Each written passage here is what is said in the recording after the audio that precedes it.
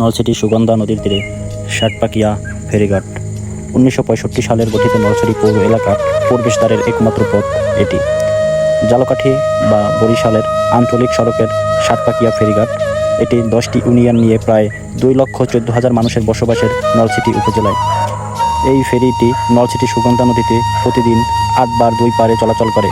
যেহেতু টাইম মতো চলে তাই সাধারণ মানুষের খানিকটা সমস্যা পোহাতে হয়। তাই ফেরির বিকল্প হিসাবে ইঞ্জিন চালিত ট্রলারকে বেছে নেয় সাধারণ মানুষ।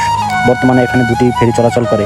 এই রুট দিয়ে সরাসরি খুলনা বা যশোর এবং ঢাকা যাওয়া যায় এবং এই রুটের বিকল্প রুট হিসাবে বরিশাল কীর্তনখোলা নদীর উপর নির্মিত দবদবিয়া ব্রিজ দিয়ে ঢাকামুখী হওয়া সম্ভব।